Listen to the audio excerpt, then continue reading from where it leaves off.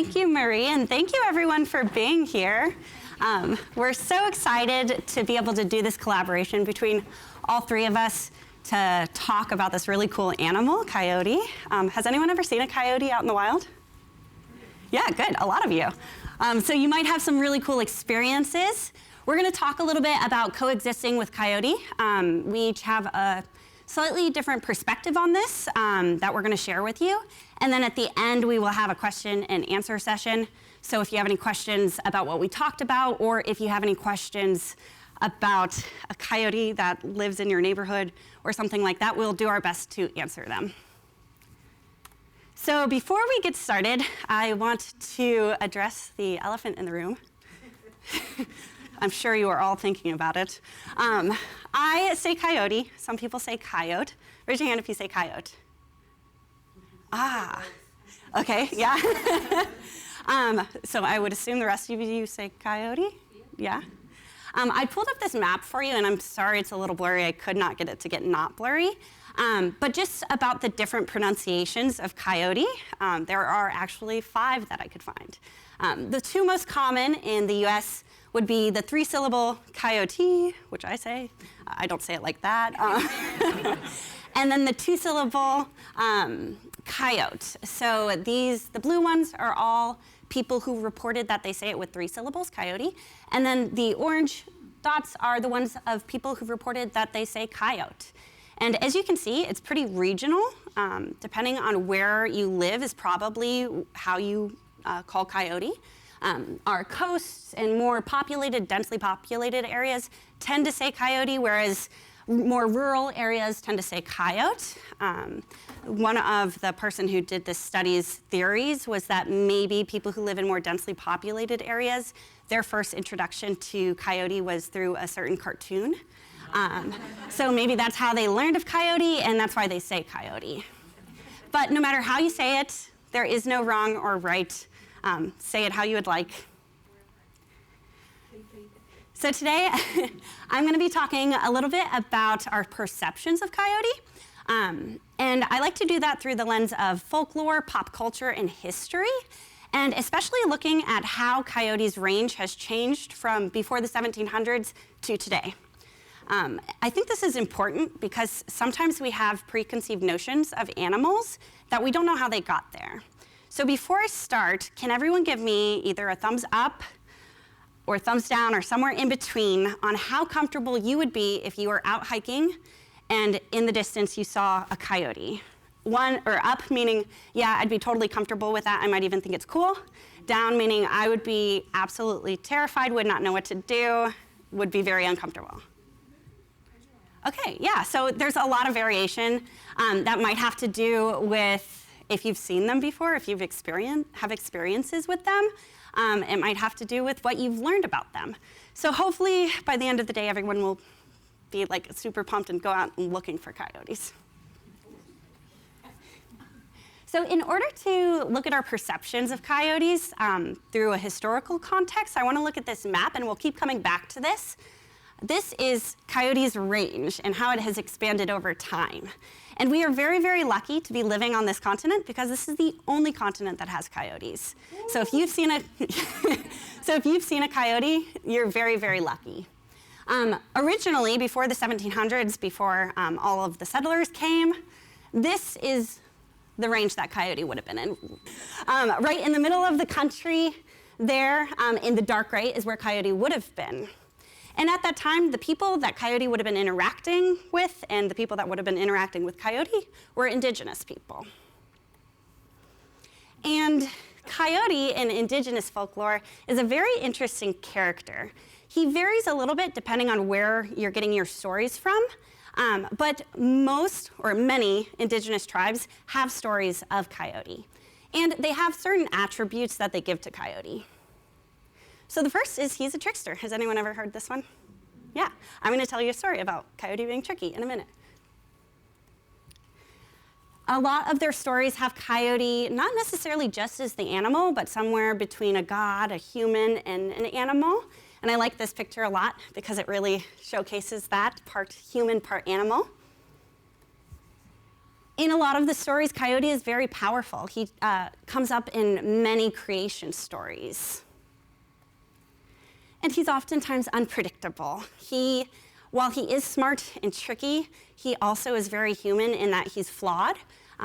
He makes errors, he does silly things. In a lot of stories, he dies and gets brought back to life. But for the most part, he is ambivalent. He wants to do good, he wants to make right, he wants harmony and order in his stories.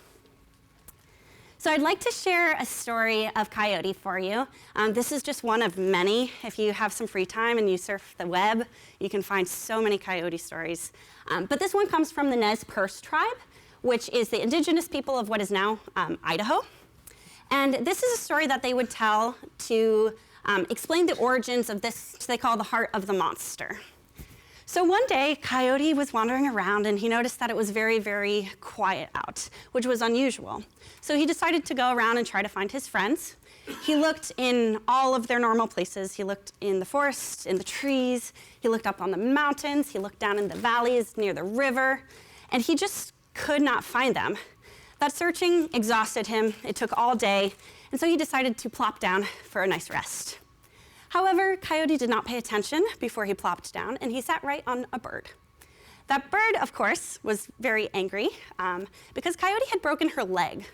So she started yelling at Coyote and said, "Get off me, get off me." And Coyote got off her and said, "Oh my gosh, I'm so sorry. I did not mean to break your leg. I'll make you a new one." So he told her that he would take some wood and fashion her a new leg and attach it to her, and it would be just as good as the old one. Now, the bird thought that was a pretty fair exchange since Coyote had broken the old leg, and agreed. But Coyote thought to add in a clause. He said, "I'll make your leg for you if you tell me what happened to all of my friends, to all of the animals." And the bird agreed. So Coyote fashioned her leg, connected it to her body. She saw that it was just as good as the old leg, and she really liked it. She thought she might want another wooden leg later on in life. And she told Coyote what had happened. She told him that all of the animals were out and about when a giant ferocious monster came and swallowed them whole. And Coyote was not surprised by this information at all, and he knew he had to act promptly. So he got the directions from the bird to the monster, and on his way there, he picked up his fire starting kit and his knife, and he headed there with a plan that he would get the monster to eat him. Good plan, right? So he got to this area right here, and instead of that mound there was a giant monster who was just laying there in her stupor after eating all of the animals, a nice post-meal nap. And she saw Coyote coming towards her. She kind of opened an eye like this and then closed it back again. She thought about eating him, but she had heard stories of Coyote and how he was a trickster and decided it was not worth it.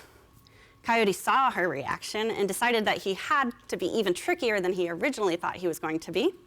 So he approached her and he started making himself cry, and he looked really sad and pitiful and said, "Oh, monster, you ate all of my friends. I'm so lonely now. Would you just consider eating me? Because if you don't, I'll have to live out the rest of my life all alone." And the monster fell for it, and the monster swallowed Coyote whole. Now, Coyote was not truly so pitiful that he did not want to go on. Instead, he had a plan. He got all of the animals to start a fire with the fire-making kit inside the monster, and he took his knife and started going to work on the monster's heart.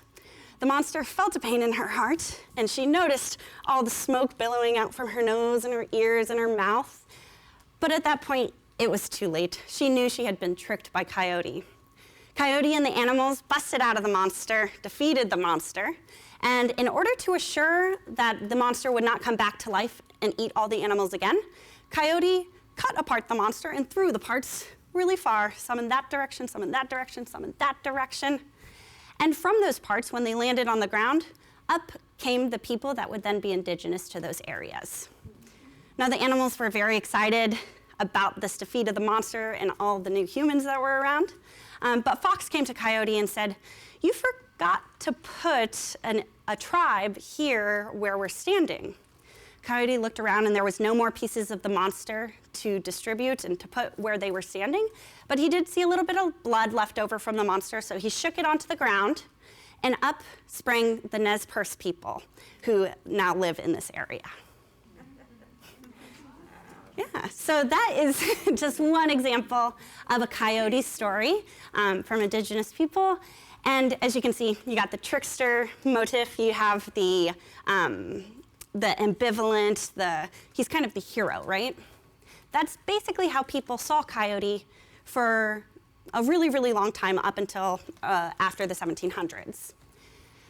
And then settlers came, and they started to expand. In the late 1800s, we had the Transcontinental Railroad, which allowed people to go from the east all the way into Coyote's territory. And these were different people than who Coyote was used to interacting with at that point. And they had different ideas. Like I said before, Coyote is indigenous to this area right here. Most people had never seen a coyote before, had never even heard of a coyote before, until this man, Mark Twain. He published a novel called Roughing It, and Mark Twain is great at satire, but not everyone takes it as satire. And this is a quote he said about Coyote. I'll read it to you. "The coyote is a long, slim, sick, and sorry-looking skeleton with a gray wolfskin stretched over it, a tolerably bushy tail that forever sags down with a despairing expression of forsakenness and misery, a furtive and evil eye, and a long, sharp face with slightly lifted lip and exposed teeth. He has a general slinking expression all over. The coyote is a living, breathing allegory of want. He is always hungry, he is always poor, out of luck, and friendless. The meanest creatures despise him, and even the fleas would desert him for a velocipede. He is so spiritless and cowardly that even while his exposed teeth are pretending a threat, the rest of his face is apologizing for it. And he is so homely, so scrawny and ribby and coarse-haired and pitiful." Quite a lot to say about Coyote. And for poor Coyote, this was a lot of people's first picture that was painted of him. Before they even saw him, this is what they thought of Coyote. It was at that same time when people were moving west that the Industrial Revolution was happening, and a lot of natural historians call this time the War on Wildlife. So this is the time when wolves and bears and mountain lions were being extirpated from the places that they lived, removing this top predator. Pretty much anything that was a predator, including coyote, was considered bad, and they wanted to wipe it out. This is a picture here of one man with all of his dead coyotes. So you can see just how heavily coyote was hunted and trapped. There's an anecdotal story about a man who had a $3,000 debt, and he didn't have the money to pay it off. So instead, he offered to pay in 3,000 coyote pelts, and that was accepted. So more common than dollars at that time. So quite a stark contrast, right, between the idea that humans of the area had of coyote before the 1700s and then at this time. And then time goes on, coyote's range expands even more because unlike some of those other animals that had been really wiped out by this overhunting, coyote still thrived and was able to expand, partially because coyote is just so adaptable, which we'll go into later. But coyote's range expanded to the tannish area that you see there, especially in the early to mid 1900s. Coyote would arrive in Maine around the 1930s. And at this point, since coyote is expanding its range, people are all over, people are starting to get used to seeing coyotes, and coyotes are becoming more familiar to them. A cartoon came out, Wile E. Coyote, in 1949 is when it debuted. And unfortunately for Coyote, he is not painted in the best light either, right? He still has that trickster motif, and that's really the only thing that he kept from before. Now he's kind of painted as the bad guy. He may be tricky, but he is not smart here, as you can see by this picture. So this is the idea that a lot of people start out with for Coyote. But others are recognizing coyote at this time as part of our culture and part of our country and our continent. And one thing that was helping with that, at least helping coyote become memorable in people's minds and in their households, is the call of coyote. Some natural historians call this the true national anthem, is the call of coyote, and you'll get to hear this later. This picture is a picture called Coyote Medicine by Helen Warren, who's actually a Maine artist and was on display for quite a while. I don't know if it's still on display here. And then you get artists and folk artists especially starting to take coyote in and adopt him into pop culture. So this is a song by Joni Mitchell called Coyote. I'm not going to sing it for you, but I will read it. It says, I looked a coyote right in the face on the road to Balgenie near my old hometown. We went running through the whisker wheat chasing some prize down. And a hawk was playing with him. Coyote was jumping straight up and making passes. He had those same eyes, just like yours, under your dark glasses. So you start to get coyote integrated into our culture at this point. And although a lot of people might have heard coyote, they might not have seen coyote until our modern interactions with coyote, which oftentimes come in the form of this. This is a picture from a Ring doorbell. And when these came out, I was working at some parks in Ohio, and we got calls all the time saying that the coyote populations were just absolutely exploding. They're out of control. They're everywhere now. And I would say, oh, where did you see a coyote? And they say, on my brand new Ring doorbell. And I would have to explain that coyote's population isn't out of control. You're just now seeing them for the first time. So when it comes to our perceptions of coyote, it truly is very complex. There's a lot of history in it, culture, and ecology that goes into what we think about coyotes. But I think it's important for us to look at that and try to think of where are we getting these ideas of coyote that we have. If we have negative ideas or if we're scared or nervous about them, is it because they're really a threat or is it because of a perceived threat? And then if we are able to do that, if we're able to analyze those thoughts, which I think it's always good to analyze your thoughts, sometimes I guess, then we can start to forge new relationships with coyote. So now I'm going to bring Geri up to talk just about that, about our relationships with coyote, how to coexist with coyote, and she's especially going to focus on the ecological role of coyote. So we'll have Geri come up. Good evening, everyone. I'm so happy to be here, and I'm happy that you are here too. I would like to focus on two aspects of our relationship with coyote. The first is the foundation of their lives, or we may call it their ecology. And the other is our relationship with them that comes out of our behavior, whether our behavior is informed and positive, or our behavior is not informed and quite negative. You know, our native peoples, the Navajo, often said that coyote, when coyote comes, coyote's here to tell us something and to teach us something very important. And I like to think that coyote has spread themselves all throughout the continent, which has always been their homeland at this time in our culture and our history to teach us something really big that's needed to be taught now. And that being, they're teaching us about ourselves, and they're teaching us about our culture. So I'd like to start here then with here. Here we are, we're all living in the same place. Here we are, South Portland. So we are living our domestic lives wherever we are here in Maine, okay? And coyotes are living their wild lives. And we're all living in the same place. And we're all wanting the same thing from life.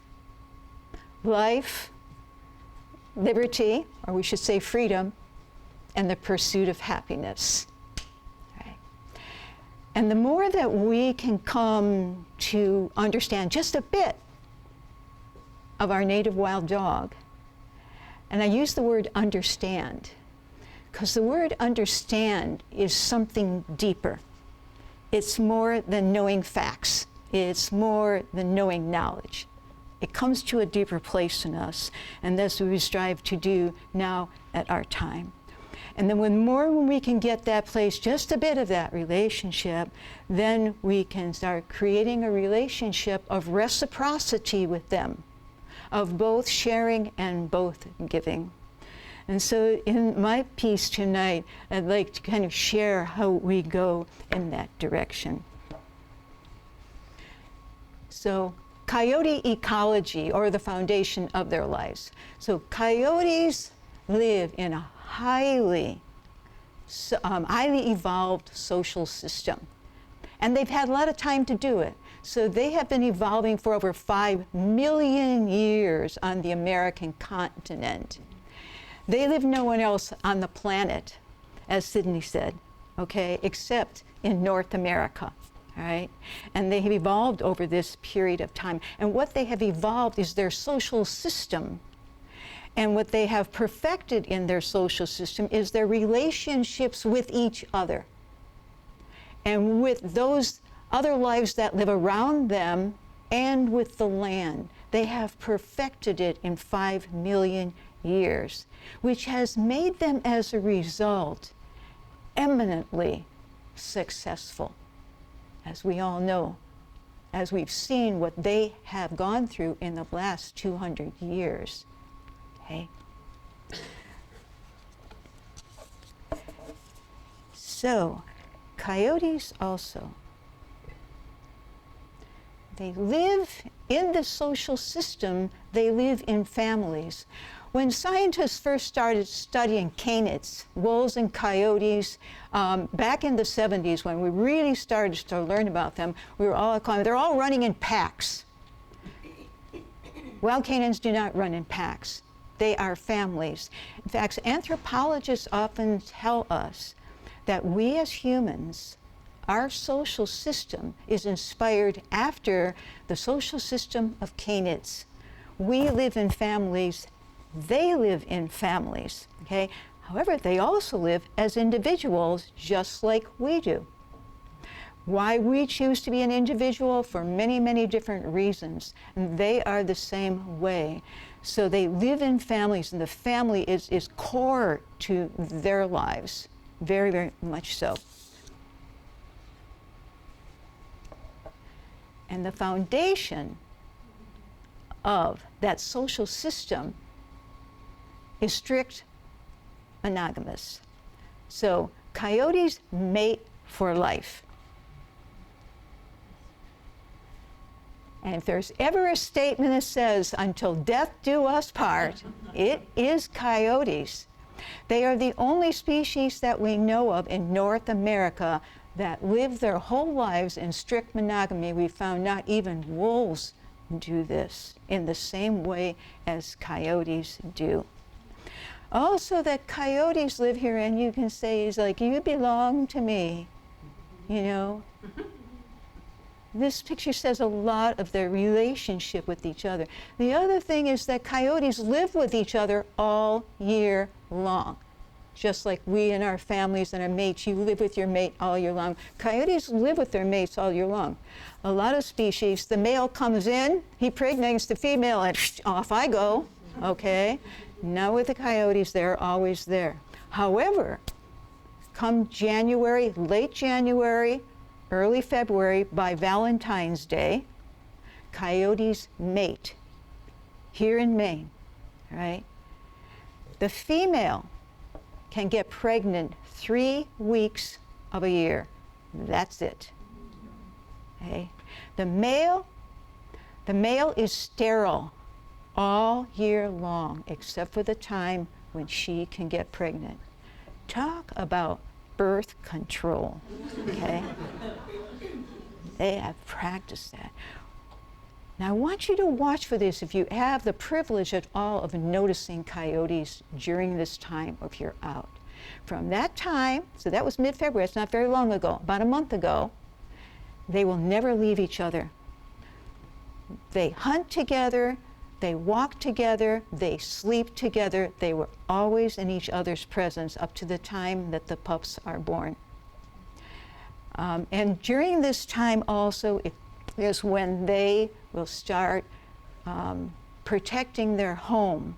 And just like here, any woman who's been a mother, okay, and a father's, you start getting ready for that babe that's coming, right? This is a really special time and a special place.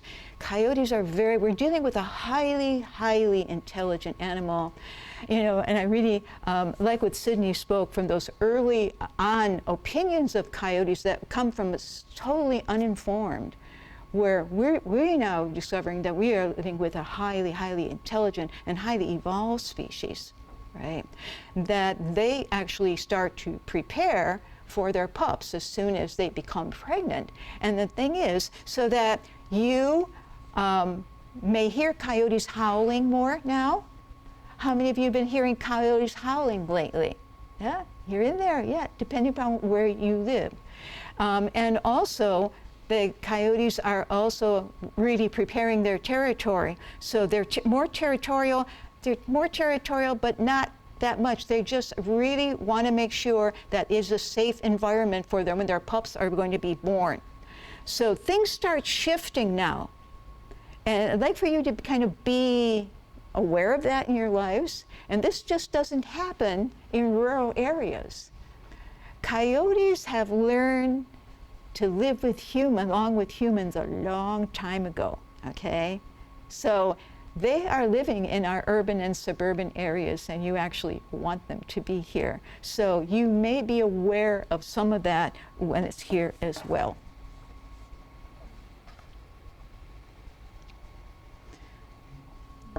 They also practice strict birth control, okay? And they practice the strict birth control for their survival. And so talking again, referring to Sydney's, is that the ideas of the tales, different tales people, I call them myths. They're often referred to as myths. Then sociologists would say that when humans don't understand this, we kind of create our own stories, okay? And so it's the same thing as here. There's all kinds of coyotes, they're out of control. We need to control them. Oh yeah? No, we don't need to control them. In fact, it's more like we humans need to back off and control ourselves. That is the big piece of understanding that relationship of being informed. And what happens is in our positive relationship that we have then with them is that they practice strict birth control. And so one of the things I've told you about strict birth control is that, again, they mate once a year, as I've just told you. The other piece, coyotes live in different ways, and it depends upon sometimes their stability.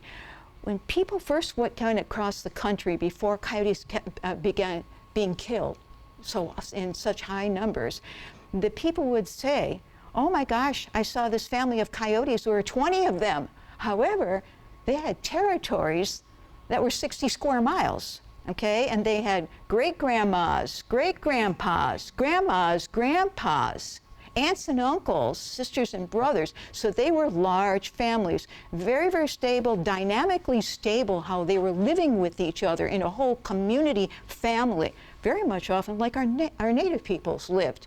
So it was very much like that. Things have changed greatly for them, though, since the white man came across, all right? And since there has been so much persecution to this particular species. And so what happens, you're never quite sure what their family's like. But if a coyote family here in Maine is lucky, they will have the mother and father always, okay? They may also have a daughter or a son from the year before and the year before, so they have that family, okay? When it comes time for pregnancy time in that late January, early February, only the mother can become pregnant. The females in her family, if they're over a year old, have the potential to become pregnant, but they're not allowed to, and neither are the males allowed to mess with them, okay? And so this is a very, very, one of the talks again, when a man raised his hand and said, well, what do they do to them? They say they actually block them. They will not let each other that have more than one female, which is the mother of the family, get pregnant. And there is a serious reason for that. This is that part of strict control that comes out of their survival. They have to have enough food for the pups. So say if she had a daughter from the year before and the year before that, and they both got pregnant. And each one of them, the mother and the two daughters, both had 6 pups. We're talking 18 coyote pups. That doesn't work for coyotes, all right, at all. And what happens is that none will survive. I'll tell you, a veterinarian contacted me a number of years ago, and she was taking care of a little coyote pup that had been shot in the paw. He had witnessed the death of killing of both his parents and his siblings. But by the time the man got to him, he had a bad shot, and he hit him in the paw, and then the granddaughter saw what happened, and she whisked him away to the vet. And the vet told me that when she came time to feed this pup, she couldn't believe what this little one was putting away. It was, she couldn't keep up with roadkill squirrels and rodents of all. So each one of these little pups requires a great deal of food. So what if you had 18 pups in a family? There is no way that they'd be able to survive. So coyotes have evolved it, they've perfected it, mom only, mom only. So these pups are there. On top of that, coyote parents are fortunate if 1/3 of their pups survive to be a year old. So if they have 6, they are fortunate to have 2 survive. And sometimes none survive. It is tough in the wild. It is tough in the wild. They don't got no Hannaford, okay? They don't got no pizza place or donut shop. They don't have any of that. Every bit of food that goes into their mouth, they have to work for. It's a tough world, and they have perfected it though for themselves by doing this strict birth control. Do we need to control coyotes? Do we need to control them? No, we don't. And we know through our science, back off humans, they know what they're doing, okay? Have we learned it yet? No, we haven't. So it's that process of that reciprocity on our part is back off, or support and respect that part of who they are. Once the pups are born, and there's 6 of them, these little coyote pups have got much to learn, okay? So each one of us sitting here in this room, and those of you who are mothers or fathers, when your little baby is born, your baby has born with all the genetics and DNA they need to evolve to a full human person with amazing talents that you can create. Are they capable of doing it when they're born? No. Same with the coyote pups. These little coyote pups are born with all the genetics and DNA to be a powerful and effective predator on the American continent. They know how to do it? No, they don't. They got to learn too, just like us. So in order for them to learn, they have to be in a stable situation, just like our children do. And we know what it's like when our children are not growing up in a stable situation. Some tragedies can happen. We want them. One of the biggest pieces for them to be in a stable situation is that they need to have both of their parents to stay alive. This can be, again, a piece of reciprocity on our part or support. Back off. Let them live their lives, okay? When individuals, so we know here in the state of Maine, it is free for all. There's absolutely zero protection of our coyotes here in Maine. All right? And so an individual can come and kill the father or kill the mother, and what happens to the pups? And this is happening now. The only issue is that when we see things happening with people, everything goes on our media, doesn't it? But this is not seen, but it's happening, and we need to be aware of that and evolving our own reciprocity. So they need both their parents. Both the father, coyote fathers are as involved with their pups as the mother is. They teach their pups, they protect them, they play with them, they hunt for them, just like the mother does. It's a very joint family thing, so they need both parents. So the pups need to learn. They need to learn who their wild prey are. It doesn't come natural to them. This is an art piece by one of our amazing watercolorists here in Maine, Evelyn Dunphy, who lives in Bath. She created this called First Hunting Lesson. She got inspired from my book, I Am Coyote there. And here is the parents are teaching them, this little mouse is running them, okay, here you go. So they start from the small, the mice, all the way to deer. All herbivores, okay? And so you notice this, another thing she's teaching in here too, is that each one of these coyote pups has a different personality.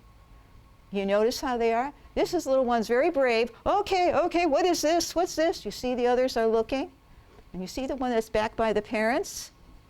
Little dubious. I've actually witnessed this myself with very, very, very young predators. You put a mouse in front of them and they're terrified of the mouse. So it takes time for them to evolve to become good hunters, so they smart that. Also, foresters, they were working way in northern Maine, told me that it was right on the side of a meadow and they saw the parents were hunting mice. And then you know how the coyote does the thing just like the fox, boop, over again, 1, 2, 3, 4, kept getting their mice. And the pups are watching their parents because they're learning and they're going, huh, they're going so many times, 8, 9, 10 before they get one mouse, okay? So they have to practice it and watch their parents. It takes time and they need both their parents to do so.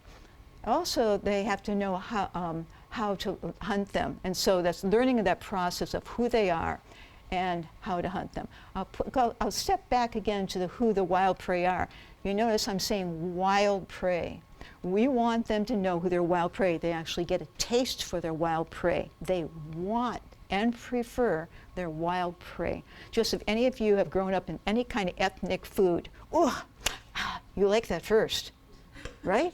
Yes, you do, because you grew up with it. I know I have. And so it's the same with them.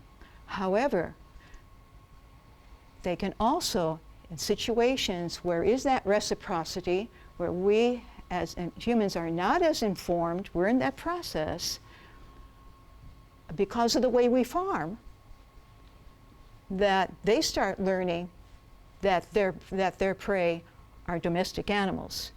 We do not want that, because then they're not doing their role in the ecosystem. So it's our responsibility as farmers to do that. We have amazing farmers here in Maine who get this, okay? So how they hunt, and then all about their territory, and also the dangers of survival in territory. So their territory is their world, okay? They never leave the territory. Only under certain circumstances do they leave them. I'll mention that a little later. So these are the things they have to learn. They need to be in a stable situation. They need both parents so that when they grow up, they can play this important role as a keystone carnivore, who they are here in Maine.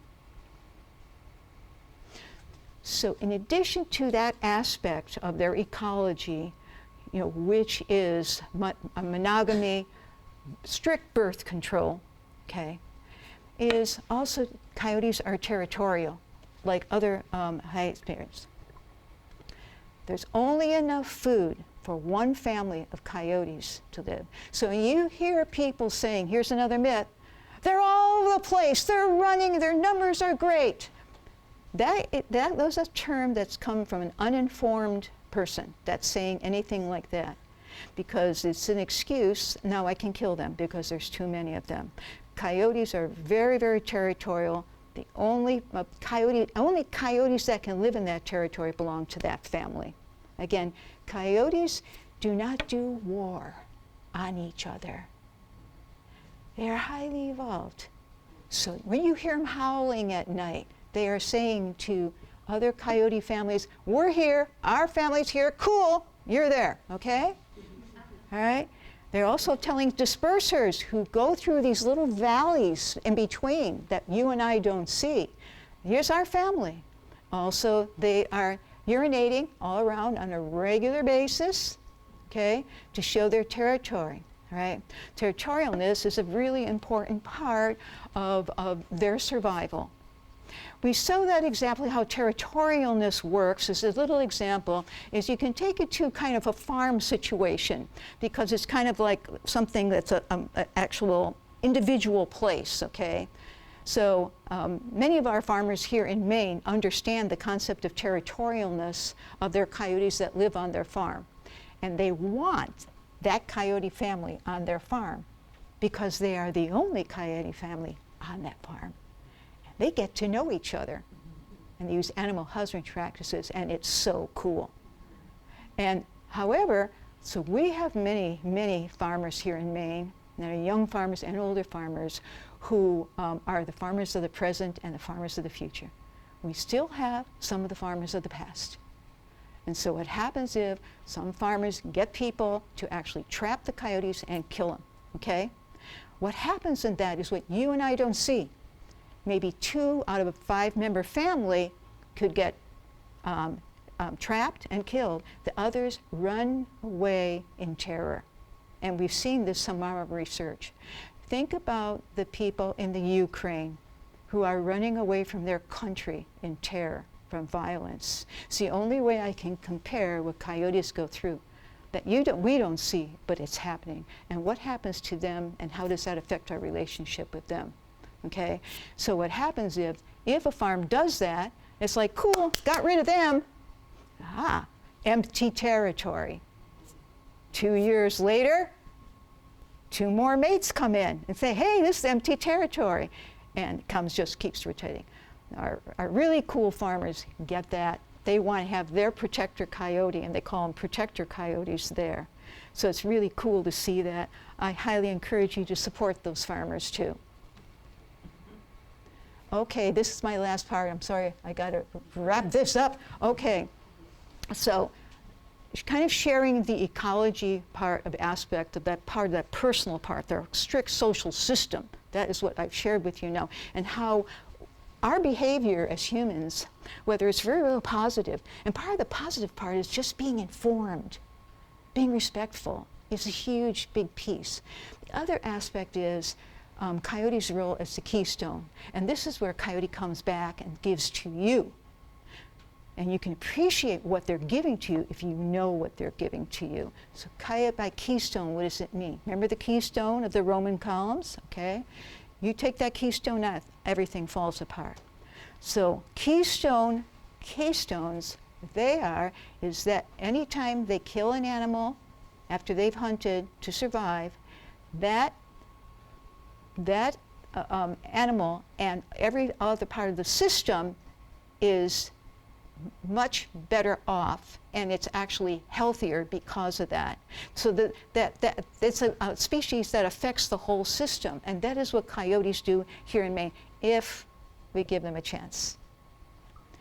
So what they do is they balance populations. So there's a big, big role of predators is to balance populations of herbivores, whether they be rodents all the way to deer. Important that they do because herbivores eat green things that other living beings need. Right? Also, they balance population, and they, by doing so, protect from disease. And one of the big diseases that many of our people here in Maine suffer from is Lyme disease. Lyme disease here in Maine is not just a disease, it is an epidemic. Reason being, the system isn't imbalanced. Coyote's actually not to be able to do its work here. Not yet, until we become more informed, okay? And then as coyotes balance populations, what they do is help support biodiversity. So if they keep down the population, everybody, spring's coming. This is an example. I know I can relate to this. You love your gardens, you have your flowers. It's like they're coming in spring and summer. Also, it's starting to bloom. Oh, I know tomorrow the flowers are going to bloom and come up. I can't wait till tomorrow I get up. When you get up in the morning, they're all gone. The flowers have been eaten by deer, okay? How many people experience that? I don't know, I have. Many people have.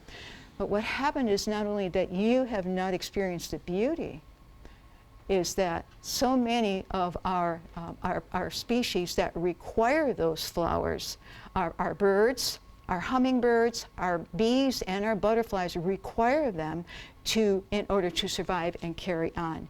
And the flowers aren't there. And that is also in the wild. I also want you to look, and then I'm going to wrap it up here, is I want you to look at when you go in the forest and take any kind of hikes, What's in the understory of the forest? Is it only ferns? Our deer won't eat them. Have they eaten everything else? Many of our birds require that understory, and they're not there. It's good to kind of like be that person when you walk, okay? This could be a whole course in college for a couple semesters, so I've got to end it with that one. So the ending. So I leave by saying, let's welcome our coyotes into our communities. You know that there are only 14% of all carnivores live in urban and suburban areas in North America. And because coyotes are so successful living among humans, because they've been living among us for a long time, you know why? Because they discovered there's a lot of food here in the name of rodents. Wherever humans are, there's rodents. And they're very, very successful in finding their way around, okay?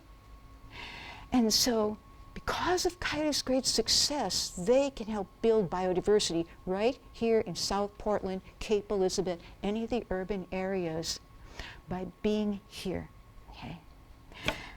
Our native peoples saw coyotes as their elders. They recognized that they had been a long time, and as a result, they wanted coyotes to be in their lives. They had absolutely no fear. It was all respect. It was all sharing. And finally, I'd like to say, if we welcome coyotes, we can actually access their intelligence.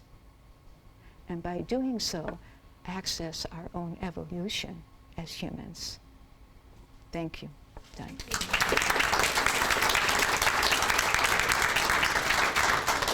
Sorry it took so long. Okay. Took so long. I promise, mine's the shortest one tonight, guys. That's okay. I'm introducing Maggie, who's this amazing, amazing animal control officer of Cape Elizabeth and South Portland. Thank you. She's the hands-on, and she is the hero of them. Thanks. Cool, so I'll get to talk to you guys a little bit about what are some signs. Do I have a coyote in my neighborhood? First off is the big one is howling. I come from upstate New York, and whenever we would go camping, you could hear them howling, and it's gorgeous. It's a really pretty sound, and it's cool to be able to hear them kind of ricochet off of each other, like she was saying, like telling each other, I'm here, no, I'm over here, and I'm here. It's just a cool thing, and a lot of people probably have already heard it, but it's still a cool thing to kind of show you.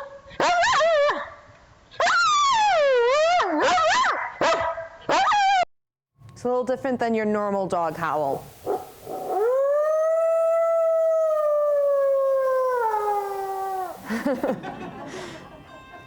Feel like it reminds me a little bit of huskies, but no shade to the huskies. This already. There we go. Some things that you can see around neighborhood is scat. Their feces is going to be a little bit different than dogs. They're going to have a little bit more bone because obviously their predators have bone in them, the mice, rats. They're going to have hair. They're not digestible parts of the body. But they also use this as territory markers, just like as they use the urination, they use this as well. Your dogs actually have the ability to territory mark with their scat just as much as coyotes do. They have these glands. I don't know if some people are familiar with the anal glands. Yep. Coyotes have those too, and that scent helps to give, everyone has their own unique scent. So that scent will be secreted onto their defecation. So Joe can come up and sniff it and be like, oh yeah, Phil was here, this is Phil's town, and kind of move on type of thing. So it's cool that they can kind of learn off of their, off the sense who is who type of thing. Another one could be tracks. Dog tracks are going to be different than coyote tracks. Coyotes tend to have a little bit, their back foot and their front foot are going to touch when they walk, whereas dog kind of, they have it, but you can see it's just a tiny bit more spread out. Coyotes' paws are also going to be a little bit smaller than a dog's, and they typically tend to only show the top two of their nails on the front ones. On the hind ones, you can see the back ones will tend to have just the two, but they can have the 4 nails, just because they do kind of push off a little bit more with their hind leg. But you can see on the far image, it's small. Their paws aren't huge. That's a quarter. They're only like 20 to 50 pounds. They're not huge dogs by any means. The males are typically going to be bigger than the females are. Their coat, it's going to vary. It's just like people. We vary in how we look. Dogs vary in how they look. Their eyes are typically going to be more yellow or gold compared to a regular dog.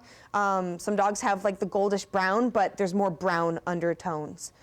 Coyotes, if doing well in the wild, can live 6 to 10 years, but in captivity, 18 years. And that's kind of similar to, well, this says 30 years for a dog. I'd like to meet a Chihuahua that's 30 years old.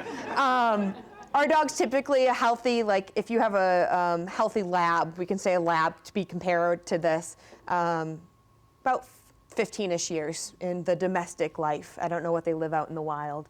But again, like she said, they eat mostly herbivores, small mammals.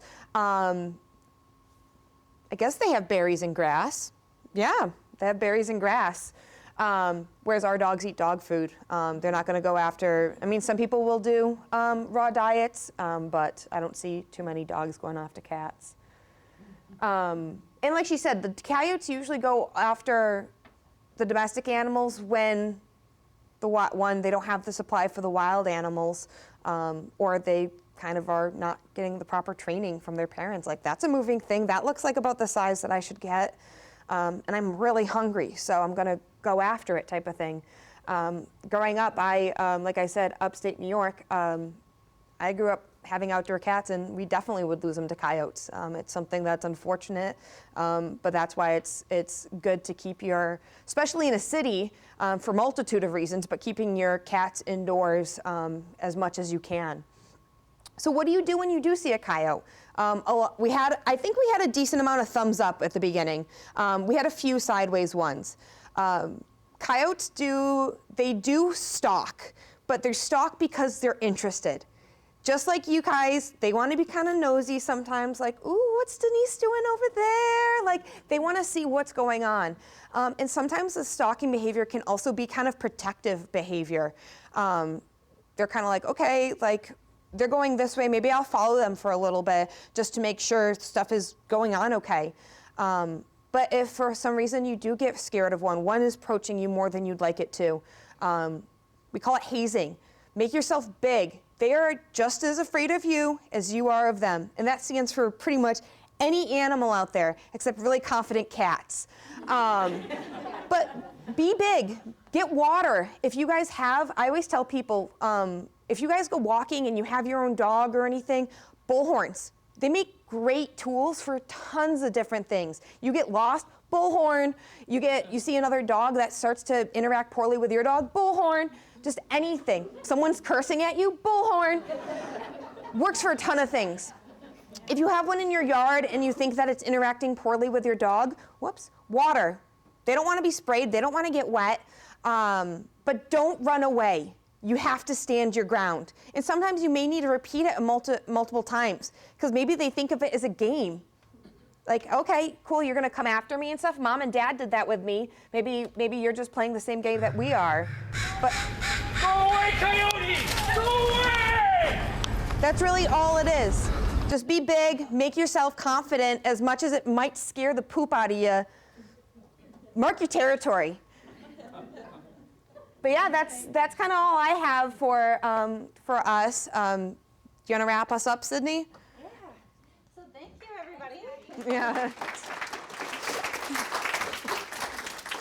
Hopefully you learned a little bit. You thought about your previous thoughts about coyote. You learned a little bit about their natural history and their ecology and how to handle a coyote if it's in your yard or on your farm.